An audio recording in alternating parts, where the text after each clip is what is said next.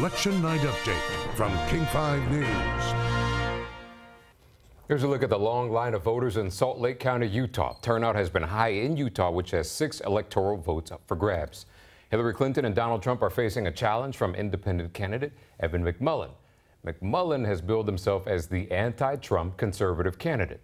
The polls close at 7 p.m. Pacific time.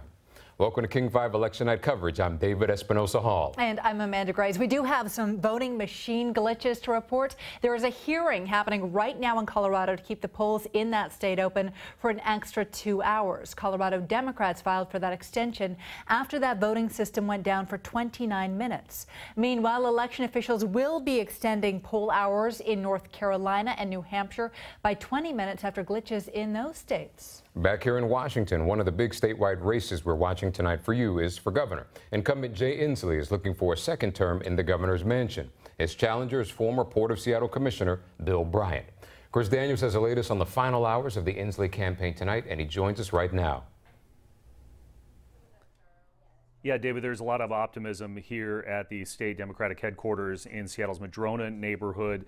Democrats have held on to the governor's mansion for the last 32 years here in the state of Washington, but that is not stopping people from making phone calls and emails at this hour, reaching out to voters to encourage them, if they haven't already, to get their ballots in the mail by 8 o'clock tonight. And it was here in this room earlier this afternoon that Governor Jay Inslee spoke to supporters about what he expects tonight and going forward. Here's what he had to say to reporters after. We're going to elect the first woman candidate as President of the United States. We're going to reject intolerance and bigotry. We're going to elect a majority of Democrats to the state legislature so we can move issues like the minimum wage forward, so we can have reasonable safety standards, so we can improve education. These are Democratic issues, and we're moving the ball in the state of Washington. The volunteers here really have not taken anything for granted. They all packed into this room earlier this afternoon. It was very warm before they went out one last time, canvassing King County in particular. According to the volunteers here, just in the last 24 hours, volunteers have knocked on 15,000 doors in King County, made 34,000 phone calls trying to get people out to vote in this election cycle. That's the story. Back to you. That's a lot of work. Thank you so much for the update. So Jay Inslee's challenger, Bill Bryant, is coming from behind. In the primary, Bryant captured some 38% of the vote, and that's roughly 11% behind Inslee. King 5's John Langler has a look at the final push from the Bryant campaign tonight, and he joins us now.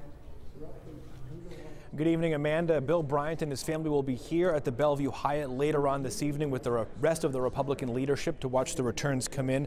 The campaign does think that tonight will be possible that they could win. They cite some of the recent returns that have come in that are slightly more positive for their push. Now, this was a scene earlier this afternoon. This is the campaign SOTO headquarters in the Seattle area. Volunteers making final phone calls to get out the vote. They had phone banks set up in Vancouver and the Tri-Cities also. But 2 areas there that the Bryant campaign believes will bring them more votes. Bryant himself was upbeat when we spoke with him a few hours ago. Cautiously optimistic. The ballots that were cast in the last 5 to 8 days have been overwhelmingly, we believe, Republican votes or independent votes, which we are taking. Bryant isn't too concerned about the impact of the presidential race on the local races, specifically his own. He is not a supporter of Donald Trump. In fact, we asked him who he did vote for president. He wouldn't tell us, but he did say he did write someone in. Live in Bellevue, John Langler, King 5 News. And as we head back to NBC's election night coverage, let's take one more look at the Electoral College picture. Currently, Hillary Clinton has 75 electoral votes to Donald Trump's 66. We'll continue to track the big local and national races. We'll have another update in 25 minutes. We'll see you soon.